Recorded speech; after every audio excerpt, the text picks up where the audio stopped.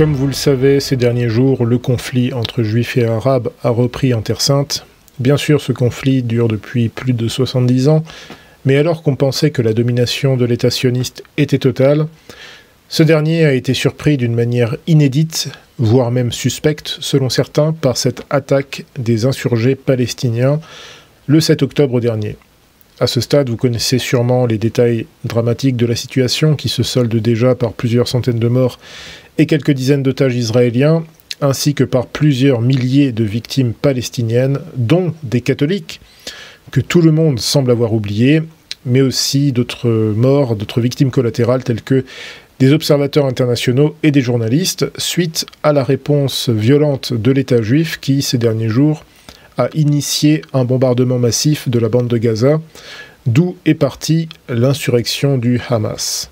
Alors comme il fallait s'y attendre, ces événements n'ont pas seulement embrasé une nouvelle fois la Terre Sainte, ces événements déchaînent également les passions ailleurs dans le monde, et plus spécialement en Occident, où l'on constate sans surprise qu'une grande partie de la classe politique a immédiatement assuré son soutien indéfectible à l'État sioniste.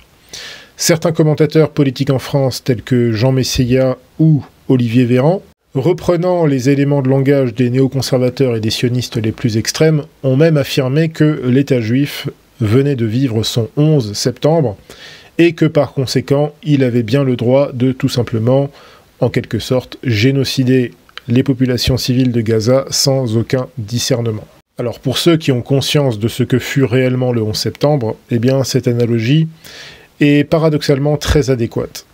De nombreux Israéliens, y compris d'anciens réservistes de Tsahal, affirment en effet que les dirigeants de l'État d'Israël ont délibérément laissé les insurgés du Hamas commettre cette attaque, sans doute afin de pouvoir renouveler la vassalité des gouvernements occidentaux et surtout afin de pouvoir justifier en quelque sorte un génocide total des Palestiniens de Gaza, le tout au nom de la défense des fameuses valeurs occidentales, dont nous allons reparler d'ailleurs. Alors mon but aujourd'hui, ce n'est pas de fournir un détail minutieux de la situation géopolitique en Terre Sainte, ce n'est pas ma spécialité. Mon but aujourd'hui, c'est d'expliciter notre position en tant que catholique, en tant qu'intégraliste, en ce qui concerne le conflit israélo-palestinien.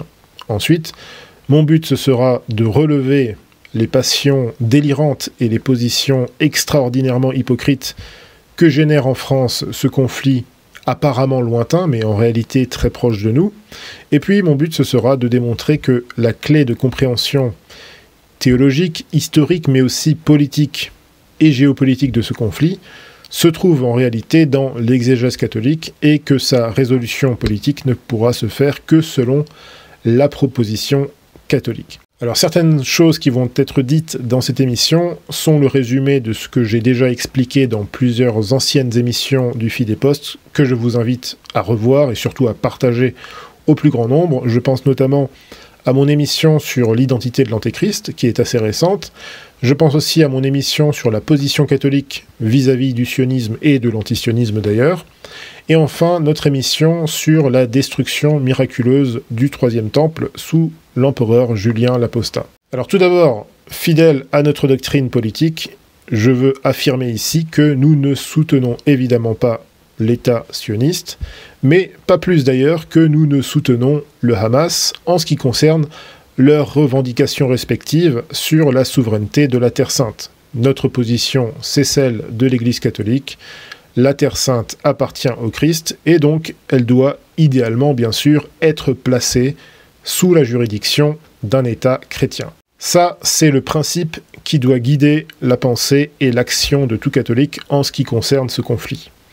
Il convient aussi de rappeler que le fait que nous ayons une approche alternative de ce conflit, ça ne signifie pas pour autant que nous serions neutres dans cette affaire. En fait, il n'est tout simplement pas possible pour nous d'être neutres, puisque nous sommes les premiers concernés par tout ce qui concerne, tout ce qui touche à la Terre Sainte. Donc nous avons notre position, mais ça ne veut pas dire que nous soyons neutres dans cette histoire. Alors maintenant, de façon plus concrète et plus immédiate, dans l'attente des futurs développements prophétiques qui concernent en particulier l'État juif, je fais allusion ici à des choses dont nous allons parler plus loin, il est évident que nous devons suivre la position diplomatique du pape Pie XII en favorisant la paix et le dialogue entre les parties. Mais surtout, nous devons avant tout prendre la défense des droits des chrétiens et en particulier des droits des chrétiens palestiniens, qui sont les premières victimes de ce conflit depuis trop longtemps et dont la voix est malheureusement ignorée d'à peu près tout le monde. Voici ce qui serait dans l'intérêt de la justice et ce qui serait dans l'intérêt géopolitique de la France et de l'Europe. De façon surprenante, c'est d'ailleurs le conseil que nous donne l'apôtre Saint Paul dans l'épître de la messe de ce dimanche, du dimanche 15 octobre, où on lit « Mes frères, ayez soin de vous conduire avec circonspection, non pas comme des insensés, mais comme des sages. Ne soyez pas inconsidérés, mais cherchez au contraire à connaître la volonté de Dieu. » Voici un conseil divinement inspiré qui devrait présider l'action politique et diplomatique de nos gouvernements. Le problème, malheureusement, c'est que la France et l'Europe apostates sont aujourd'hui elles-mêmes sous la domination de forces résolument hostiles à la justice et à l'équilibre international.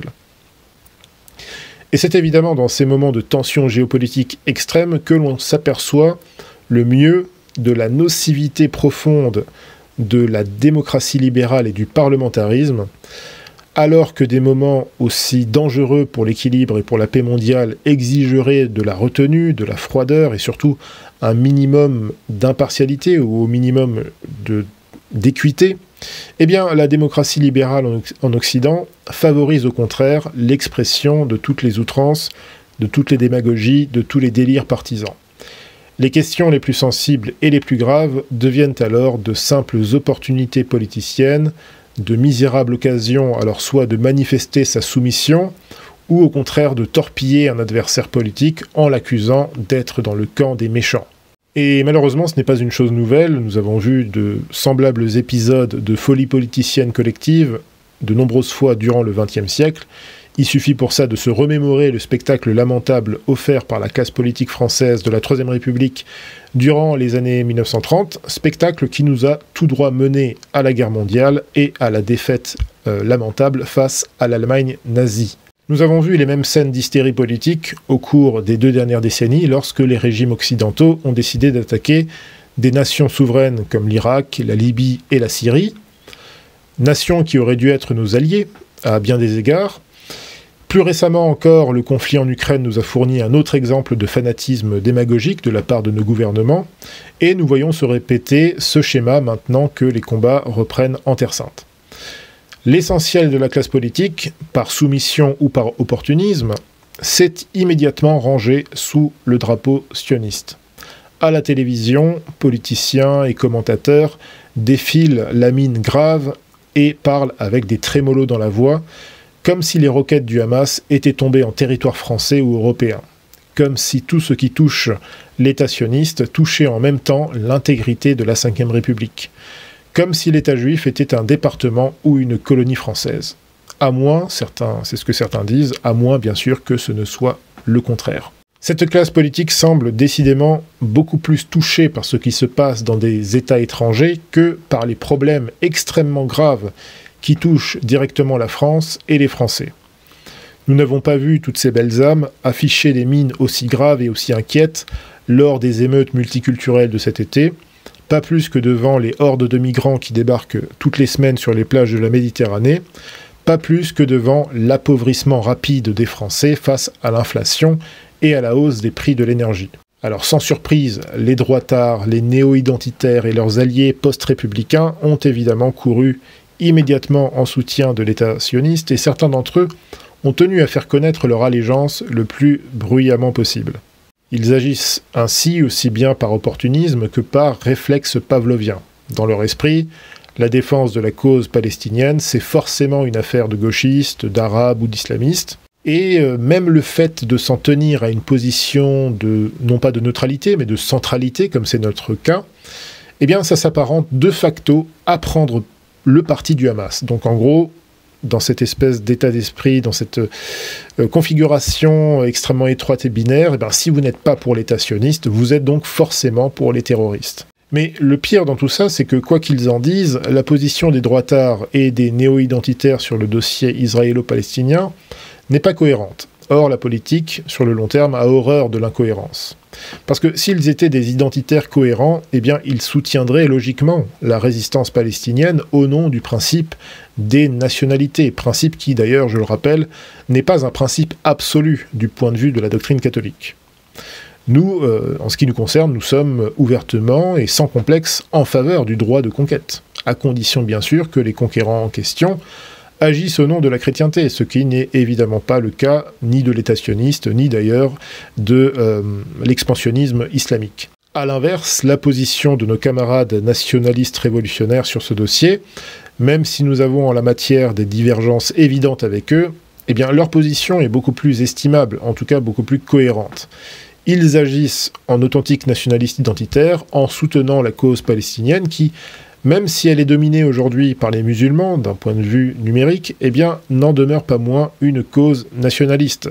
On peut tourner la question dans tous les sens, mais les faits sont les faits, et il est un fait que les insurgés palestiniens sont de véritables autochtones, pour l'immense majorité d'entre eux, qui ont entrepris une lutte armée de libération nationale de leur pays, occupé depuis plusieurs décennies par un État, donc l'État sioniste, majoritairement constitué à l'origine par des juifs occidentaux, comme le rappelait d'ailleurs, il y a quelques décennies, l'amiral Paul Hoffand dans son livre sur l'histoire de la décolonisation. Ceci était un fait extrêmement clair pour la plupart des observateurs catholiques de l'époque.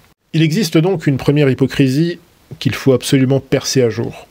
Nous avons ici affaire à une certaine droite qui se dit patriote, qui affirme lutter contre le grand remplacement en France, mais qui dans le même temps se range derrière l'État sioniste, qui depuis 70 ans organise un grand remplacement autrement plus brutal en Terre Sainte, et donc il y a quelque chose de profondément incohérent et malhonnête dans tout ceci. Si demain la France était occupée par un régime hostile qui expulse votre peuple pour y installer tous les mois de nouveaux colons venus de l'étranger, eh bien, est-ce que vous prendriez les armes si vous en aviez l'occasion? Est-ce que vous prendriez part à des sabotages, des attaques surprises, voire même des attentats, afin de libérer votre pays? Eh bien, ceux qui répondent que les insurgés palestiniens ne sont pas des résistants, mais sont des terroristes, eh bien, ne parlent-ils pas un peu comme parlaient les occupants allemands et les collaborateurs à l'égard des résistants français? C'est ici vraiment le comble de l'hypocrisie pour une classe politique qui se prétend patriotique et qui se gargarise du roman résistentialiste dans lequel nous vivons depuis 1945. Personnellement, j'ai toujours eu horreur de la mauvaise foi et de l'incohérence, or on entend et on ne voit que ça depuis plusieurs jours. Quoi qu'on pense des insurgés palestiniens, les déclarations consistant à les qualifier de barbares terroristes sont un petit peu risibles venant de la part de la classe politicienne atlantiste qui a célébré 2 décennies durant la déstabilisation sanguinaire du Moyen-Orient, le tout d'ailleurs sur des mensonges politico-médiatiques que tout le monde admet aujourd'hui. Cette déstabilisation du Moyen-Orient et de la Libye a été la cause directe de la formidable vague d'immigration clandestine qui frappe l'Europe depuis le début des années 2010. Cette déstabilisation du Moyen-Orient a été une véritable catastrophe également pour les chrétiens d'Orient qui ont été assassinés et déplacés par centaines de milliers hors de leur pays par notamment les groupes djihadistes comme Daesh ou encore Al-Nusra. Ce dernier, d'ailleurs, ayant eu à l'époque le soutien public de la France, rappelez-vous des paroles du ministre des Affaires étrangères de l'époque, qui était M. Laurent Fabius, mais aussi le soutien de l'État sioniste vers la fin des années 2010. Et donc ces réactions sont encore plus pathétiques lorsqu'elles viennent de la part de cette droite libérale conservatrice et de ces néo-identitaires nietzschéens qui aiment à nous rappeler constamment à quel point ils méprisent les vertus de la morale chrétienne, qu'ils associent évidemment à une mentalité d'esclave, contraire à leur culte de la raison d'État et du vitalisme. Mais dans ce cas, pourquoi n'exaltent-ils pas alors le nationalisme et la vitalité exceptionnelle de la résistance palestinienne qui, avec des moyens humains et logistiques incroyablement limités, continue malgré tout de lutter pour sa nation avec une indéniable bravoure. Même nous, catholiques, sommes capables de reconnaître ce qu'il y a d'admirable dans la résilience de ce mouvement armé palestinien, tout comme d'ailleurs nous sommes capables d'admettre qu'il y a aussi quelque chose d'exceptionnel dans la vigueur du mouvement sioniste depuis un siècle, même si nous considérons bien sûr, dans les deux cas, leurs revendications comme illégitimes et leurs méthodes comme étant malhonnêtes. Voici une attitude qui est propre aux véritables réalistes que nous sommes, or force est de constater qu'une bonne partie de la droite libérale conservatrice et néo-identitaire ne parle et n'agit que dans l'émotion ou dans le déshonneur. Un de leurs chefs, le polémiste Éric Zemmour, a dévoilé toute l'incohérence de sa doctrine en affirmant que, je cite, « le combat d'Israël est celui de notre civilisation ». Mais nous posons la question, pourquoi la France aurait-elle besoin de l'État sioniste pour se protéger contre l'expansionnisme islamique ou contre l'immigration massive ? J'aimerais que tous ces grands admirateurs de Louis XIV, de Napoléon et de la raison d'État nous expliquent concrètement pourquoi nous devrions absolument prendre parti dans cette affaire, soit pour l'État sioniste, soit pour le Hamas, et quel serait notre intérêt géostratégique ou économique à soutenir l'État juif à tout prix, ou en tout cas de le soutenir dans ses velléités les plus radicales. Un autre porte-voix du sionisme en France, un certain Franck Tapiro, a quant à lui réaffirmé la vieille fable néoconservatrice en déclarant que, je cite, « Israël défend nos valeurs, si Israël tombe, le monde tombe ». Mais je pose la question, quelles sont ces fameuses valeurs dont on nous parle au juste ? La philosophie des Lumières, est-ce que c'est la Déclaration des droits de l'homme, est-ce que c'est la démocratie libérale, le libéralisme, est-ce que c'est la laïcité ? Est-ce que c'est le pluralisme? Est-ce que c'est le féminisme, la liberté sexuelle, le droit au blasphème, le droit à l'avortement? Est-ce qu'il s'agit de ces valeurs qui font en réalité que l'Occident crève depuis des décennies, depuis 2 siècles et demi maintenant? Voici en réalité à quoi correspondent les prétendues valeurs judéo-chrétiennes, entre guillemets, dont on nous parle dès qu'il s'agit de mobiliser l'Occident apostat contre les menaces officielles. Ces valeurs n'ont rien de judaïque dans le sens réel du terme, et encore moins de chrétienne. Le problème, c'est que les valeurs dont nous parlent ces gens sont en réalité les principes antichrétiens et antinaturels qui ont justement rendu possible les effets délétères du pluralisme sociétal, en l'occurrence, pour ce qui les intéresse, l'islamisme, dont la France Charlie Hebdo se plaint aujourd'hui tous les jours en déplorant ses morts. La vérité, c'est qu'une société sans foi en Dieu, une société sans morale directement tenue des révélations divines, eh bien c'est une société faible. Et le spectacle pathétique que nous offre la classe politique française en est la preuve éclatante jour après jour. D'ailleurs, nous n'avons pas oublié que c'est ce même régime, au nom de ces mêmes valeurs, agité par les mêmes figures, c'est ce régime qui a favorisé l'existence de tout ce qui menace effectivement l'ordre social et la paix civile, en Orient comme en Occident. Nous n'avons pas oublié que tous ceux qui étaient systématiquement en tête du barrage contre la haine, de l'arc républicain dans les années 80, 90, 2000, ce sont exactement les mêmes que ceux qui se présentent aujourd'hui comme étant le poste ou les représentants du poste avancé de l'Occident. La vérité, c'est que tous ceux qui soutiennent aujourd'hui l'entité sioniste soutiennent en réalité les fourriers du multiculturalisme, d'hier ou d'aujourd'hui d'ailleurs. Soutenir ces gens, eh bien, c'est soutenir ceux qui ont combattu sans relâche le mouvement national pendant des décennies. Soutenir ces gens, ce n'est donc pas combattre l'islamisme ou le multiculturalisme, non. Soutenir ces gens, c'est accepter la soumission et le déshonneur. Alors bien sûr, on pourrait se dire et se féliciter que enfin, le parti de Marine Le Pen est sur le point d'atteindre une forme ultime de respectabilité républicaine. C'est du moins ce qu'a déclaré officiellement le député Meyer Habib cette semaine. Voici donc à l'aune de quoi se mesure la pleine intégration à cette République. C'est bon à savoir. A l'inverse, le parti de la France Insoumise, ainsi que la gauche intersectionnelle dans son ensemble, a énormément perdu en respectabilité en l'espace de quelques jours, en raison justement de son soutien à la cause palestinienne. Alors c'est un soutien idéologique qui n'est pas tout à fait nouveau, mais qui s'explique surtout par des motivations électoralistes. Mais cette obstination de la LFI à vouloir maintenir cette position pro-palestinienne a causé de nouvelles divisions au sein de la NUPES. Mais bon, il est encore trop tôt pour savoir si ça mènera vraiment à une marginalisation durable de la faction mélenchoniste la plus dure. Il faut maintenant exposer un autre paradoxe dans cette affaire. Nous nous trouvons en fait dans une situation très étrange. On se trouve en fait dans une situation où nous avons des gauchistes libéraux libertaires qui soutiennent les insurgés palestiniens, lesquels sont généralement des musulmans très conservateurs, c'est le moins qu'on puisse dire. Tandis que nous avons d'un autre côté la droite laïcarde et pro-LGBT française qui soutient l'État sioniste, dont la force et la légitimité reposent avant tout dans l'orthodoxie talmudique. Donc c'est quand même très étrange, puisque bizarrement, le régime, la gauche, ainsi même qu'une bonne partie de la droite, ne manque pas une occasion pour dire combien ils méprisent l'idée d'une constitution catholique pour la France.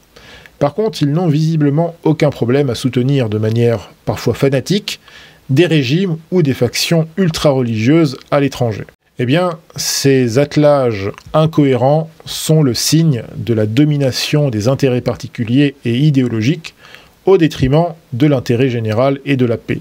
Cette dialectique qui nous enferme entre islamo-gauchisme et israélo-droitisme, c'est le signe d'un pays en état d'amnésie identitaire profonde et, chose plus grave encore, c'est le signe d'une nation en état d'impotence spirituelle et morale et donc en état d'impuissance politique. La vérité, elle est simple, c'est qu'il n'y aura aucune issue politique et diplomatique autre que celle que propose le Parti de Dieu, le Parti catholique que nous représentons. Et d'ailleurs, il est maintenant venu le temps d'évoquer la véritable clé de ce conflit. Et cette clé, elle se trouve dans la Sainte Écriture et dans la doctrine catholique. Comme le père d'Esposito, prêtre de l'Institut de Monseigneur Sandborn, nous pensons que la reprise soudaine et violente des combats en Terre Sainte entre dans le cadre de l'accomplissement des prophéties. Nous pensons qu'il n'est peut-être pas un hasard que ces violences actuelles aient surgi en même temps que s'ouvre un nouveau synode moderniste à Rome, synode qui a la particularité d'être en mesure de provoquer des turbulences inédites, même parmi les fidèles qui étaient jusque-là encore inconscients de la nature réelle du projet conciliaire. Nous pensons qu'il n'est pas un hasard que l'entité sioniste, qui, à l'époque de la Civiltà Catholica, en 1948, était qualifiée déjà de faux Israël, eh bien, nous pensons qu'il n'est pas un hasard que cet État sioniste ait été formellement fondé sous le règne du pape Pie XII, décédé il y a exactement 65 ans. Comme vous le savez, l'exégèse catholique classique s'accorde pour dire que le faux prophète, dont il est question dans la Sainte Écriture, prendra l'apparence d'un faux pape à la tête d'une fausse église catholique, tandis que l'Antéchrist, qui sera son complice et son chef en quelque sorte, lui s'installera à Jérusalem, d'où il va régner brièvement, peut-être quelques mois, quelques années, mais avec une puissance de séduction tout à fait extraordinaire. Il régnera depuis un troisième temple qui aura été construit à Jérusalem par les Juifs talmudiques. Et donc ce n'est pas un hasard que, me semble-t-il, la reprise récente des combats en Terre Sainte ait été en partie causée par le zèle renouvelé des Juifs les plus radicaux, justement dans ce projet de construction de ce troisième temple. Je vais y revenir plus tard, mais pour rappel, comme nous l'avions déjà expliqué dans une précédente émission, la construction d'un troisième temple avait déjà été entreprise il y a fort longtemps sous le règne de l'empereur Julien l'Apostat, donc là on est au IVe siècle à peu près, et cette construction, ce projet s'était soldé par un échec miraculeux, tout à fait extraordinaire, qui avait stupéfait les chroniqueurs de l'époque, y compris d'ailleurs des chroniqueurs païens, donc des gens qui étaient tout à fait objectifs dans cette histoire. Et tous ces faits théologiques et historiques ont notamment été expliqués, exposés de façon d'ailleurs extraordinairement prophétique par le révérend père Sylvester Berry dans son commentaire sur l'Apocalypse, dont je vous recommande encore une fois la lecture. Je vous rappelle que ce livre est disponible sur le site csrb.fr. Je vous recommande vraiment de le lire. C'est un petit livre, mais extrêmement utile et surtout tout à fait prodigieux. Dans ce livre écrit en 1921, le révérend père Berry prédit la création de l'État juif, ce qui n'était pas forcément aussi évident que ça à l'époque, et il y voit le signe clair de l'établissement futur de l'Antéchrist à Jérusalem. Conformément à l'exégèse catholique, les Juifs vont considérer l'Antéchrist comme leur Messie, et ils vont donc le suivre dans ses projets. Alors, il est important de noter aussi que beaucoup d'autres théologiens catholiques du début du siècle dernier virent également dans ce qu'on appelait à l'époque l'envahissement juif, entre guillemets, de la Palestine. Ils y voyaient déjà les signes avant-coureurs des temps antéchristiques. Je vous rappelle que cet envahissement juif, comme on l'appelle, de la Palestine chez ces théologiens, est quand même extrêmement important, parce que là, aujourd'hui, on voit des aspects qui nous semblent extrêmement graves, on parle de guerre, on voit tout un orgueil, effectivement, également talmudique, qui accompagne ce projet sioniste, mais il faut voir également, et nous allons le voir, c'est pour ça que ce passage de Saint Paul que nous avions dans l'épître de ce dimanche dernier est tout à fait intéressant. Nous devons chercher à connaître la volonté de Dieu, et donc, il faut bien comprendre que tout ceci se passe dans le cadre du plan de Dieu. Il faut se souvenir que, à la fin des temps, en tout cas à la fin des temps antéchristiques, un grand nombre de juifs talmudiques vont se convertir au catholicisme et vont réveiller justement le zèle, ils vont réveiller la foi, en fait, chez les populations chrétiennes ou anciennement chrétiennes, en Occident ou ailleurs dans le monde. Et donc voilà, tout ceci se place dans un plan divin général. Et donc nous allons peut-être assister à l'émergence de l'Antéchrist au cours des 5, 10, 15, 20 prochaines années, on ne sait pas exactement, mais en considérant la période qui nous sépare depuis la mort de Pie XII et depuis la clôture de Vatican II, eh bien il n'est pas absurde de comparer la situation actuelle des catholiques aux 70 ans de l'exil babylonien que nos ancêtres en religion ont vécu dans l'Ancien Testament. Si on considère bien sûr la position sédévacantiste comme étant exacte, ce qui est évidemment notre cas. Mais je pense que même d'autres catholiques commencent à sentir ces choses également.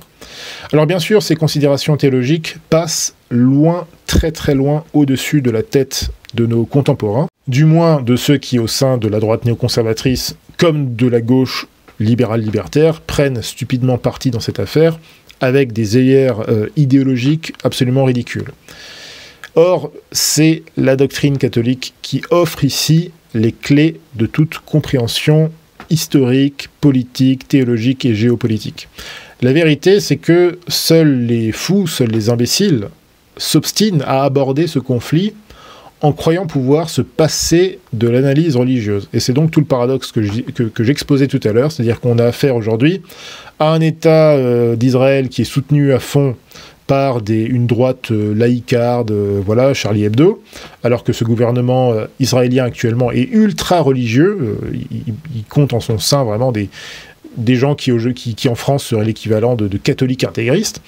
Et dans le même temps, nous avons une gauche tout aussi laïcarde, enfin en tout cas une gauche impie, mécréante, française, complètement dégénérée, LGBT, tout ce que vous voulez, qui soutient des musulmans conservateurs, nationalistes, palestiniens. Donc c'est vraiment n'importe quoi, mais la vérité, c'est que nous autres catholiques, nous comprenons mieux que quiconque les sentiments des juifs et des musulmans en ce qui concerne la lutte pour la Terre Sainte. Nous comprenons justement le zèle religieux qui les anime et nous sommes capables de le faire sans bien sûr approuver leurs revendications respectives, évidemment. Alors pour le moment, le problème c'est que la raison a depuis longtemps déserté la classe politique de notre régime. Dans un tweet très intelligent que j'ai vu passer, Monsieur Jonathan Sturel a très bien noté que nous étions effectivement dirigés par des fous, mais des fous qui se présentent comme étant des gens extrêmement raisonnables. Ils se présentent comme le parti de la modération. Donc c'est vraiment l'inversion totale, et surtout c'est extrêmement dangereux. Il n'y a rien de plus dangereux finalement que de confier des hautes responsabilités à des gens qui sont des fous qui sont passés pour des gens raisonnables. Certains commentateurs, rappelant les plus funestes projets imaginés par des auteurs israéliens et de premier plan, je pense notamment à la fameuse option Samson. Alors c'est pas le sujet aujourd'hui, mais je vous rappelle que cette option Samson prévoit, donc c'est tiré d'un livre d'un doctrinaire juif israélien des années 90, qui lui recommandait carrément une attaque nucléaire sur l'Europe si celle-ci refusait de suffisamment soutenir l'État sioniste. Donc forcément, voilà, vous avez pas mal de commentateurs qui craignent le pire. Ici et là, on parle à nouveau d'une possibilité de Troisième Guerre mondiale, ce qui serait d'ailleurs fort possible étant donné la récente consolidation du bloc des BRICS face à l'axe atlantiste. D'ailleurs, soudainement, la guerre en Ukraine est devenue passée de mode, on n'en parle plus beaucoup, et les géopoliticiens estiment que la Chine pourrait prendre la décision de récupérer Taïwan dans les prochaines années. En ce qui concerne l'Europe, eh bien, c'est avant tout le spectre de la guerre civile qui continue encore et toujours de planer au-dessus de nos têtes, même Elon Musk l'a remarqué. Et depuis longtemps maintenant, effectivement, la société multiculturelle dans laquelle nous vivons devient par nécessité, ou plutôt par voie de conséquence, devient une société de surveillance totalitaire. Ce qui est souvent le cas dans les sociétés, effectivement, qui reposent par principe sur la gestion du chaos. Notre classe dirigeante persécute sans pitié tous les honnêtes gens, c'est-à-dire les gens soucieux, à peu près soucieux de la sauvegarde de leur pays, de la restauration de l'ordre moral. Nous l'avons vu encore récemment avec ce jeune militant rennais qui a été condamné à 4 mois de prison ferme pour avoir simplement brandi une banderole contre la propagande LGBT dans les écoles. Donc je le salue, hein, vraiment pour son courage. Nous le voyons également avec la dissolution récente également du Parti catholique Civitas, dissolution ordonnée d'ailleurs par les mêmes réseaux qui aujourd'hui cherchent à réunir la France judéo-chrétienne de Charlie Hebdo derrière la cause sioniste, tout en prétendant que cela permettra de sauver l'Occident de la menace islamique internationale.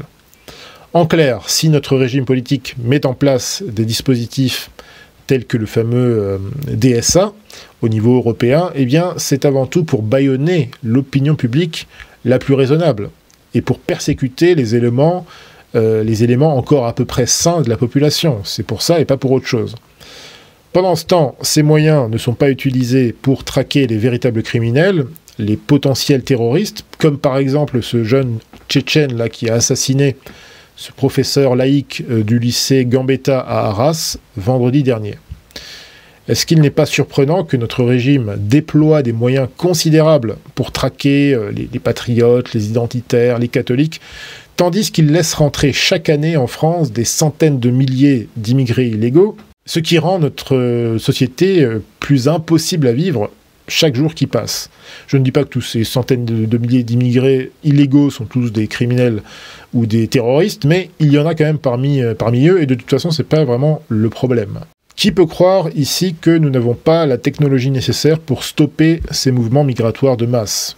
Évidemment que nous avons les moyens de le faire technologiquement, militairement, d'un point de vue sécuritaire, etc., etc. Le problème, évidemment, c'est que nous n'avons pas la volonté politique parce que nous n'avons pas le bon personnel politique, et nous n'avons pas le bon personnel politique parce que nous n'avons pas la bonne théologie politique.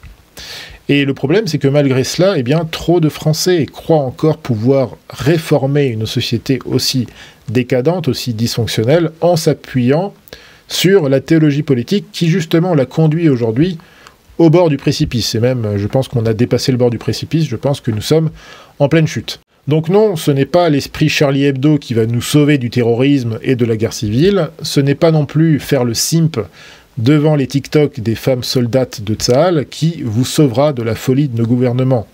La seule chose qui vous sauvera, c'est évidemment de revenir à la foi qui a fait ce pays et qui a fait cette civilisation, c'est-à-dire la foi catholique.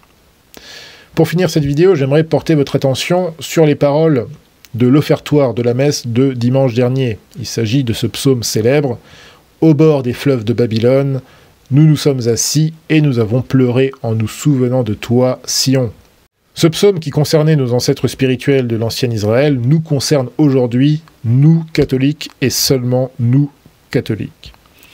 Et si le sentiment que je partage avec bien d'autres frères et sœurs chrétiens est exact, il semble très possible que nous soyons entrés dans une nouvelle phase, peut-être terminale, de cet exil. Il est donc important que nous observions très attentivement tout ce qui se passe en Terre Sainte dans les prochaines années. Pour l'instant, il ne fait aucun doute que la puissance de feu des Israéliens est infiniment supérieure à celle des insurgés palestiniens. C'est évident. Mais surtout, on observe un regain de zèle politico-religieux que nous n'avons pas observé depuis longtemps du côté israélien. Cette tendance s'observe particulièrement dans l'évolution récente du paysage politique israélien, puisqu'à la fin de l'année dernière, de nombreux ultranationalistes de la droite religieuse la plus dure sont entrés au gouvernement dirigé justement par Benjamin Netanyahou. Alors pour vous donner une petite idée de ce qui compose ce gouvernement israélien, c'est un peu comme si Emmanuel Macron avait donné les ministères les plus importants à des nationalistes et à des catholiques radicaux en France. Le problème, c'est que bizarrement en France, les nationalistes et les catholiques sont persécutés. Ils sont dissous, ils sont interdits par Macron, lequel, par contre, ne trouve rien à redire à la composition du gouvernement Netanyahou. Mais peu importe, passons. Notons au passage que les sionistes les plus radicaux de ce gouvernement se sont illustrés à de nombreuses reprises par des propos et des prises de position ouvertement antichrétiennes. Notamment ces derniers mois, rappelez-vous l'affaire de cette proposition de loi, je crois, enfin, qui émanait justement de ces partis radicaux, alliés à Netanyahou, qui avait demandé à ce qu'on interdise et qu'on pénalise vraiment très fortement, par exemple, les missionnaires chrétiens, qui essaieraient de convertir des juifs.